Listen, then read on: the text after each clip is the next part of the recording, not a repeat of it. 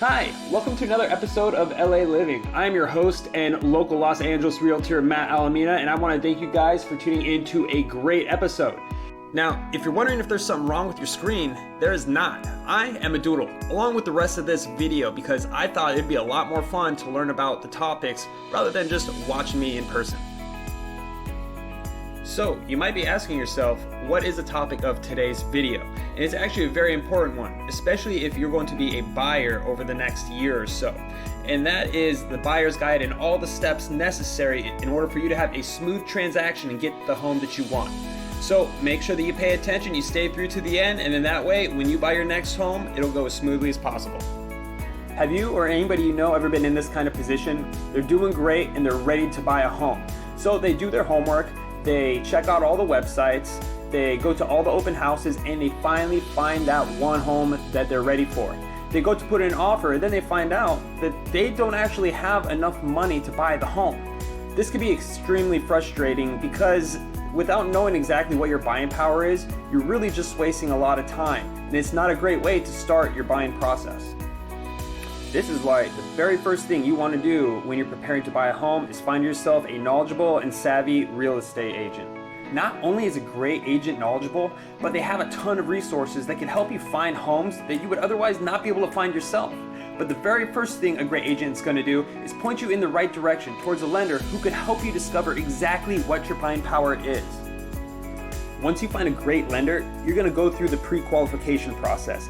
And this is where you're going to get to explore different kinds of loans and actually find out how much money you could borrow to buy your next home.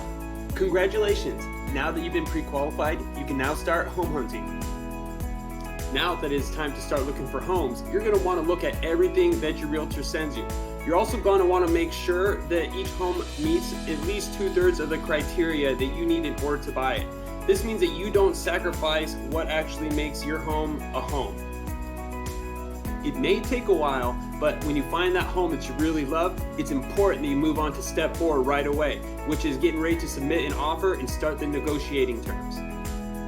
Acting quickly is extremely important at this time because you don't want to miss the opportunity to buy this home to another buyer.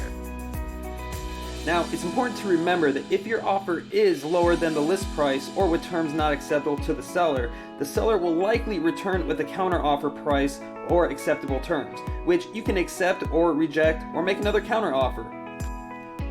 Congratulations! Now that your offer got accepted, we can begin the escrow process. The life of an escrow is typically 30 to 45 days. Day 1 starting the day that your offer is accepted, and the final day is when the loans and escrow actually closes. Between the first and the last day of escrow, you're going to be going through other steps as well, such as home inspections, reviewing disclosures, reports, and repairs. Now, during escrow, it is the buyer's responsibility to schedule all desired home inspections and determine the overall condition of the property within the agreed upon timeline. Hang in there just a little bit longer. We're on the home stretch and the finish line is within sight.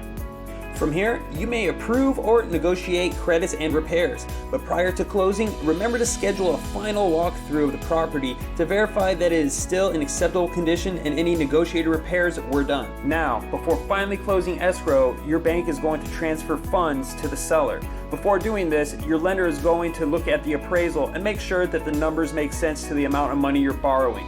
Once that is done, escrow is closed and you are now a new homeowner. I really want to thank you if you made it to this point in the video, and if you enjoy and appreciate the content, not just about real estate, but as well as visiting the hottest spots in Los Angeles, please make sure to hit that like button, subscribe to the channel, and make sure you hit that ping bell just so you're notified whenever we get brand new content. If you or somebody you know is in Los Angeles and looking to buy, sell, or just get some information about the market, you guys could reach out to me at matt@omnihomesource.com. Thanks again, and I'll see you next time.